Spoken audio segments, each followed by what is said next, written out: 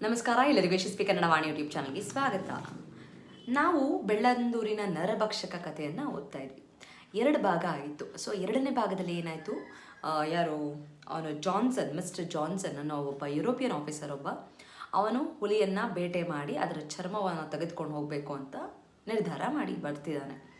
So ಅವನ ಬಂದ ಮೇಲೆ ಏನಾಯಿತು ಅದು ನೋಡೋಣ ಮುಂದಿನ ಭಾಗದಲ್ಲಿ. ಸೊ ಇವಾಗ ಇದು ನರಭಕ್ಷಕನ ನಿರೀಕ್ಷೆಯಲ್ಲಿದೆ. ಸೊ ನೀವು ಯಾರಾದರೂ ಬುಕ್ ಆಲ್ರೆಡಿ ತೊಗೊಂಡು ಓದೋಕ್ಕೆ ಶುರು ಮಾಡಿದರೆ ನನಗೆ ತುಂಬ ಖುಷಿ ಆಗುತ್ತೆ. ಕಮೆಂಟ್ ಮಾಡಿ.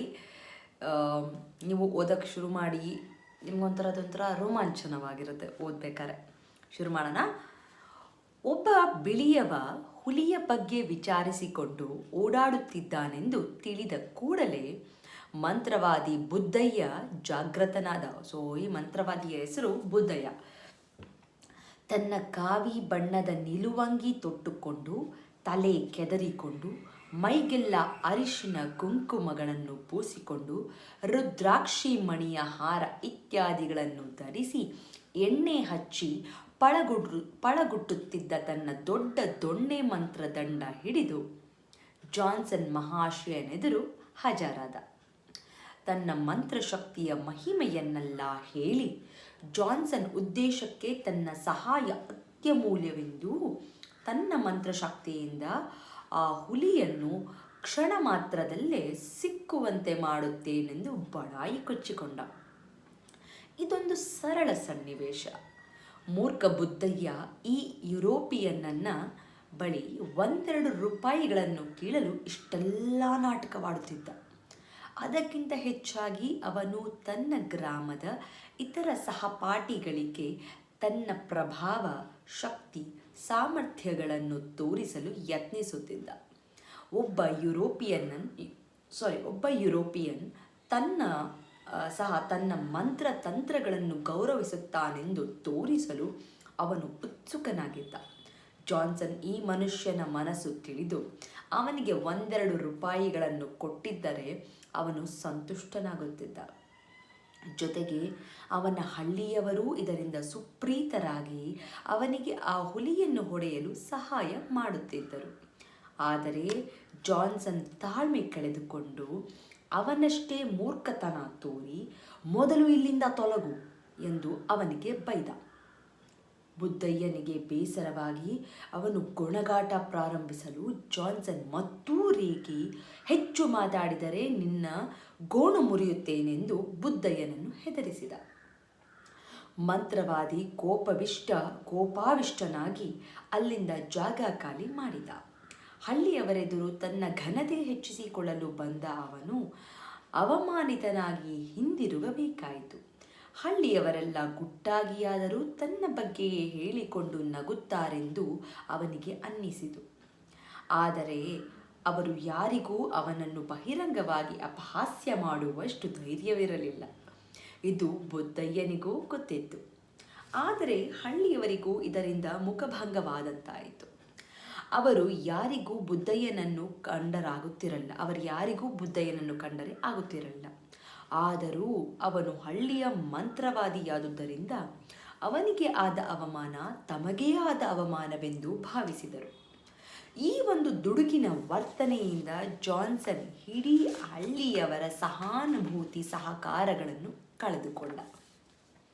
ಹಳ್ಳಿಯವರು ಪೀಡೆಯಾಗಿದ್ದ ಈ ಹೆಬ್ಬುಲಿಯನ್ನು ಹೊಡೆಯಲು ಸಹಕರಿಸುವುದರ ಬದಲು ದೂರ ಸರಿದು ವಿರೋಧಿಗಳಾದರು. ಜಾನ್ಸನ್ ಹುಲಿಯನ್ನು ಆಕರ್ಷಿಸಿ ಹೊಡೆಯಲು ದನವನ್ನೋ ಕರುವನ್ನೋ ಕೊಡಿರೆಂದು ಕೇಳಿದಾಗ ಎಲ್ಲರೂ ಅವನ್ನು ಜಾನ್ಸನ್ಗೆ ಮಾರಲು ನಿರಾಕರಿಸಿದರು. ಜಾನ್ಸನ್ ದೃಢ ನಿಶ್ಚಯದಿಂದ ಹಳ್ಳಿಯವರ ಅಸಹನೆಗಳಿಗೆ ಮಣಿಯದೆ ಆ ಹುಲಿಯನ್ನು ಹೊಡೆಯಲೇಬೇಕೆಂದು ತೀರ್ಮಾನಿಸಿದ. ತ್ಯಾಗಾರ್ತಿಗೆ ಹೋಗಿ ಅಲ್ಲಿನ ಜನರನ್ನು ಕೇಳಿಕೊಂಡು 2 ಕರುಗಳನ್ನು ಕೊಂಡುಕೊಂಡ.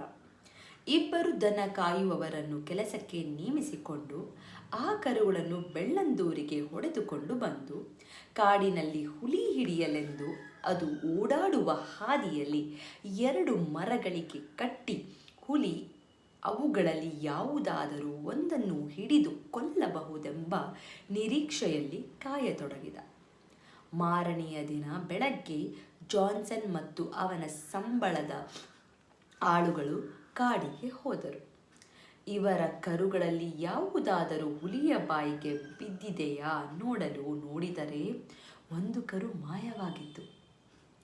ಅಚ್ಚರಿಯ ಸಂಗತಿ ಏನೆಂದರೆ ಹೊಳೆಯ ಮರಳಿನಲ್ಲಿ ಕಟ್ಟಿದ್ದ ಅದನ್ನು ಹೊತ್ತೊಯ್ದ ಹುಲಿಯ ಹೆಜ್ಜೆ ಗುರುತುಗಳು ಯಾವುವೂ ಮರಳಿನಲ್ಲಿ ಕಾಣಲಿಲ್ಲ. ಅದರ ಬದಲು ಅಲ್ಲೆಲ್ಲ ಬರೀ ಮನುಷ್ಯರ ಹೆಜ್ಜೆಯ ಗುರುತುಗಳೇ ಇದ್ದವು. ಇನ್ನೊಂದು ಕರುವನ್ನು ಯಾರೂ ಮುಟ್ಟಿರಲಿಲ್ಲ. ಈ ಕರುವನ್ನು ಹೊತ್ತೊಯ್ದವರು ಬುದ್ದಯ್ಯ ಮತ್ತು ಅವನ ಹಳ್ಳಿಯವರೇ ಎಂದು ಜಾನ್ಸನ್ ಸುಲಭವಾಗಿ ಊಹಿಸಿದ. ಕೋಪಾವಿಷ್ಟವನಾಗಿ ಕೋವಿ ಲೋಡ್ ಮಾಡಿಕೊಂಡು ಹಳ್ಳಿಗೆ ನುಗ್ಗಿದ ಜಾನ್ಸನ್, ಒಳ್ಳೆಯ ಮಾತಿನಿಂದ ಕದ್ದ ನನ್ನ ಕರುವನ್ನು ಹಿಂದಿರುಗಿಸುತ್ತೀರಾ ಇಲ್ಲ, ಇಡೀ ನಿಮ್ಮ ಹಳ್ಳಿಯನ್ನೇ ಸುಟ್ಟು ಬಿಡಲಾ ಎಂದು ಹಳ್ಳಿಯವರಿಗೆ ಹೆದರಿಸಿದ. ಪೊಲೀಸರಿಗೆ ಹೇಳಿ ಅಷ್ಟೂ ಜನರನ್ನು ಬಂದೀಖಾನೆಯ ಒಳಗೆ ಹಾಕಿಸುವುದಾಗಿ ಗದರಿಸಿದ. ಆದರೆ ಹಳ್ಳಿಯವರು ಏನೂ ತಿಳಿದವರಂತೆ ನಟಿಸಿ ಆ ಮರಳಿನಲ್ಲಿರುವ ಹೆಜ್ಜೆ ಗುರುತುಗಳೆಲ್ಲ ನಿನ್ನ ಜನಗಳದ್ದೇ ಎಂದು ಹೇಳಿದರು. ಜಾನ್ಸನ್ ಕೊಲ್ಲುವ ಬೆದರಿಕೆ ಹಾಕಿದರೂ ಯಾರೂ ಜಗ್ಗಲಿಲ್ಲ ಮತ್ತು ಬಾಯೂ ಬಿಡಲಿಲ್ಲ. ಜಾನ್ಸನ್ಗೆ ಈ ಜನಗಳು ಎಲ್ಲಿ ತನ್ನ ಇನ್ನೊಂದು ಕರುವನ್ನು ಕದ್ದು ಬಿಡುತ್ತಾರೋ ಎಂದು ದಿಗಿಲಾಯಿತು. ಹಾಗಾಗಿ ಅವನು ಆ ಕರುವನ್ನು ಕಟ್ಟಿರುವ ಜಾಗದಲ್ಲೇ ಮರದ ಮೇಲೆ ಒಂದು ಮಚಾನನ್ನು ನಿರ್ಮಿಸಿ ಅದರಲ್ಲಿ ಕಾಯುತ್ತಾ ಕುಳಿತ. ಹುಲಿಯಾಗಲಿ ಕಳ್ಳರಾಗಲಿ ಸಿಕ್ಕಿ ಬೀಳುತ್ತಾರೆಂದು ಅವನು ನಿರೀಕ್ಷಿಸಿದ. ವಿಚಿತ್ರವೆಂದರೆ ಅದೇ ಸಂಜೆ ಜಾನ್ಸನ್ ಅಲ್ಲಿ ಕಾದು ಕುಳಿತಿರಬೇಕಾದರೆ ಹಗಲು ಹೊತ್ತಿನಲ್ಲೇ ಹುಲಿ ಕರು ಹಿಡಿಯಲು ಅಲ್ಲಿಗೆ ಬಂತು. ಜಾನ್ಸನ್ ರೈಫಲ್ನಿಂದ ಗುಂಡು ಹಾರಿತು.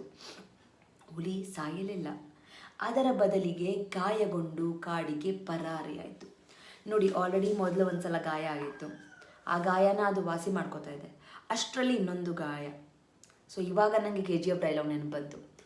ಗಾಯಗೊಂಡ ಹುಲಿ ಸಿಂಹದ ಗರ್ಜನೆ ಅದರ ಉಸಿರಾಟಕ್ಕಿಂತ ಘೋರವಾಗಿರುತ್ತೆ, ಭಯಂಕರವಾಗಿರುತ್ತೆ ಅಂತ.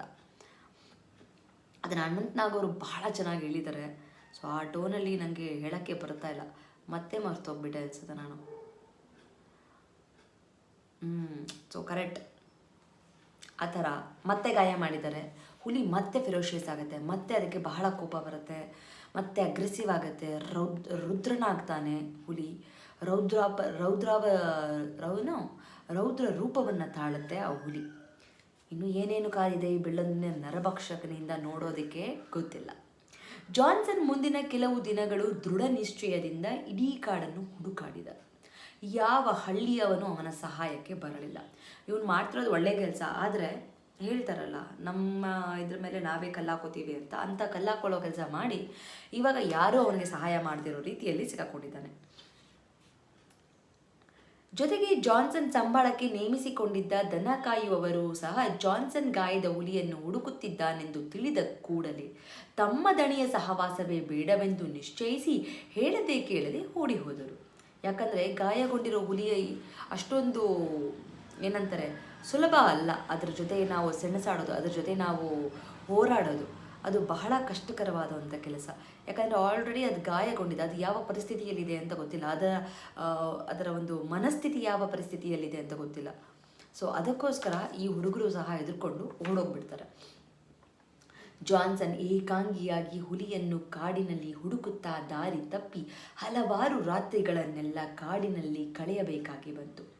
ಇಷ್ಟೆಲ್ಲ ತೊಂದರೆ ಅನುಭವಿಸಿ ಎಷ್ಟು ಹುಡುಕಾಡಿದರೂ ಕೊನೆಗೆ ಹುಲಿ ಸಿಕ್ಕದೆ ಹತಾಶನಾಗಿ ಊರವರನ್ನು ಶಪಿಸುತ್ತಾ ಜಾನ್ಸನ್ ಹಿಂದಿರುಗಬೇಕಾಯಿತು. ಸೊ ಕೊನೆಗೆ ಜಾನ್ಸನ್ ವಾಪಸ್ ಹೊರಟೋಗ್ತಾನೆ. ಇದಾದ ಕೆಲವು ದಿನಗಳವರೆಗೆ ಬೆಳ್ಳಂದೂರು ನರಭಕ್ಷಕನ ಸುಳಿವೇ ಇರಲಿಲ್ಲ. ಯಾಕೆ? ಗಾಯಗೊಂಡಿದೆ, ಹುಷಾರಾಗ್ತಾ ಇದೆ ಹುಲಿ. ಹಳ್ಳಿಯವರೆಲ್ಲ ತಮ್ಮ ಅಸಹಕಾರವನ್ನು ಮೀರಿ ಬಿಳಿಯ ದೊರೆ ಆ ಹುಲಿಯನ್ನು ಅಲ್ಲಿಂದ ಓಡಿಸಿದನೆಂದು ಒಪ್ಪಬೇಕಾಯಿತು.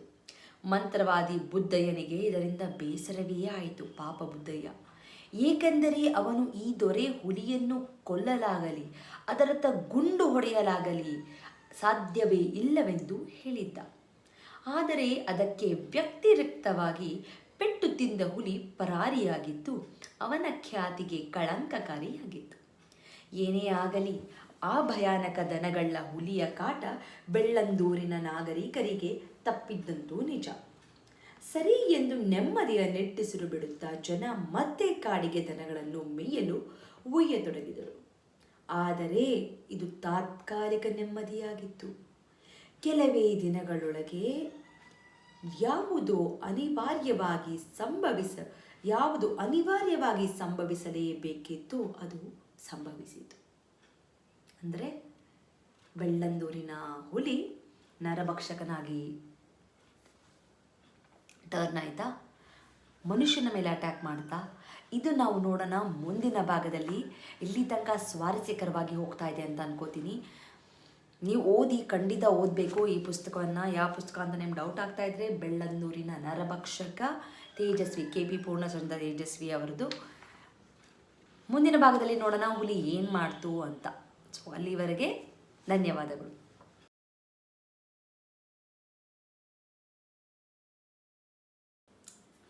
From Yashaswi Kannada Vaani, there are many e-books that is being launched, even for children as well as adults. So for adults, the Spoken Kannada ebook part 1 is being launched, and the link for this is mentioned in the description box. Please go check it out, the description box, and purchase the book. The one speciality thing of this book is in a colloquial version, and this is the one and only book and the first book which is available in the market which is in a colloquial version, just not in a written version. Make use of this book. Along with, also follow my Instagram page to get the spoken Kannada lessons for the adults. I hope this will be very useful for you, and the book is in a very affordable price. And for the children, there are storybook level 1, level 2, vocabulary book, and the tense book is been there. Please make use of these ebooks. Again, link for all these books is been mentioned in the description box. Please go check out the description box and make use of these books. These books will help your children to make the sentence structures in a proper way, improves their language fluency, improves their vocabulary in a language, and actually it will bring too much of interest to them in Kannada learning. So make use of these books for your children. And there are workshops which is available in the YouTube itself in a playlist name Workshop 1 and Workshop 2. If your child is really struggling with the basics like a Vandamale, Kagunita, Vattakshura, Arkavali, words, make use of these workshop. Link for these workshop is mentioned in the description box. Please make sure you will go to the description box and use all these links. Workshop is a free of cost. It is available in the YouTube itself, and all the ebooks it will be, you have to pay and use those books. There is a sample copy for everything. You can just look into the sample copy and you can purchase. Like ಮಾಡಿ, share ಮಾಡಿ, subscribe ಮಾಡಿ. So knowledge will gain only by sharing the knowledge. So children, if you have learned something, teach to your friends also, and this will help you in your gaining the knowledge. So thank you so much, and if you are not subscribed to the channel, subscribe ಮಾಡ್ಕೊಳ್ಳಿ. Click on the notification, so that click on the bell link so that you will get notified as and when I upload the videos. Thank you so much. I'll meet you all ಅಂತ ಹೇಳ್ತಾ ಧನ್ಯವಾದ.